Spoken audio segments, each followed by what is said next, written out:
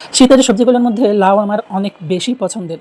তো আমি লাউ দিয়ে ডাল দিয়ে চচ্চড়ি করেছিলাম, মানে লাউ ডালের চচ্চড়ি। আর এই লাউ ডালের চচ্চড়ি খেতে কিন্তু অনেক, অনেক বেশি মজা। আপনারা কে, কে পছন্দ করেন লাউ ডালের চচ্চড়ি অবশ্যই কমেন্ট করে জানাবেন। তো প্রথমে আমি লাউগুলো কেটে ধুয়ে ভালোমতো লাউয়ের পানি ঝরিয়ে নিয়েছি। তারপরে আমি ডালগুলো 15 মিনিটের মতো ভিজিয়ে রেখেছিলাম, মসুর ডাল। তারপরে আমি মসুর ডালগুলো ভালোভাবে ধুয়ে নিয়েছি। ভালোভাবে ধুয়ে আমি লাউয়ের মধ্যে ডালগুলো দিচ্ছি। তারপরে আমি এখানে একটা পেঁয়াজ কুচি দিলাম, 4টা কাঁচামরিচ দিলাম। তারপরে আমি এখানে 1 চামচের মতো হলুদের গুঁড়া দিলাম, প্রয়োজন মতো লবণ দিলাম আমি। তারপরে দিয়ে দিচ্ছি হচ্ছে এখানে পরিমাণ মতো তেল। তেল দেওয়ার পরে আমি এখন এটাকে ভালোভাবে নাড়াচাড়া করে নেব, মানে চামচের সাহায্যে এই সব কিছু একসাথে ভালোভাবে মিশিয়ে নেব। তারপরে আমি এটাকে চুলায় বসিয়ে দেব। তো আমি একসাথে সব কিছু মিশিয়ে নিয়েছি। আমি এটাকে চুলায় বসিয়ে দিয়েছি। এখন আমি এটা ঢাকনা দিয়ে ঢেকে দিব। আমি কোনো পানি দেইনি। ঢাকনা দিয়ে ঢেকে দেওয়ার ফলে পানি উঠবে। তো 10 মিনিট পরে আমি ঢাকনা তুললাম। ঢাকনা তুলে আবারও একটু নাড়াচাড়া করে দিচ্ছি। নাড়াচাড়া করে দিয়ে আমি এখানে একটু পানি দিব, কারণ খুব বেশি একটা পানি ওঠেনি। তো আমি এখানে সামান্য একটু পানি দিলাম লাউ আর ডাল কষে নেওয়ার জন্য।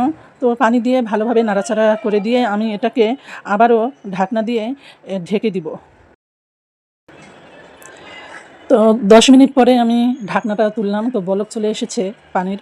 তারপরে আমি আবারও এটাকে ভালোভাবে ঢাকনা দিয়ে নাড়াচাড়া করে দিচ্ছি। তো এখানে কিন্তু ডাল আর লাউটা কষে এসেছে। তো ডাল লাউয়ের এই চচ্চড়িটা ভীষণ মজা।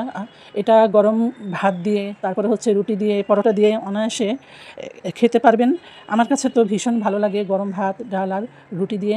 তো আমি এখন এখানে পানি অ্যাড করে দিব। তো আমি এখন এখানে সামান্য পানি দিলাম, খুব বেশি পানি দিলাম না। যেহেতু আমি এটা একদম পাতলা ডাল করব না, আমি এটাকে চচ্চড়ির মতো করব, এজন্য আমি খুব বেশি পানি দেইনি।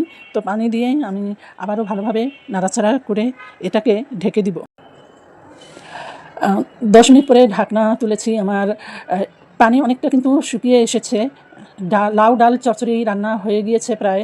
আমি এখন এটাকে বাগার দিব। তো তার আগে আমি এখানে ধনিয়া পাতা দিয়ে নিলাম। ধনিয়া পাতা না দিলে কিন্তু এই লাউ ডালের চচ্চড়িটা ভালো লাগবে না। ধনিয়া পাতা অবশ্যই দিতে হবে। তো আমি এখানে বাগারের জন্য একটা পেঁয়াজ কুচি, 2 কোয়া রসুন আর 2-3টা শুকনা মরিচ নিয়েছি। আমি এখন এটাকে লাল লাল করে ভেজে নিয়েছি। তো আমি লাউ ডালের মধ্যে এখন এই বাগারটা দিব। তো এই বাগার অবশ্যই দিতে হবে। বাগারে না দিলে কিন্তু লাউ ডাল চচ্চড়ি অরিজিনাল টেস্ট পাওয়া যাবে না।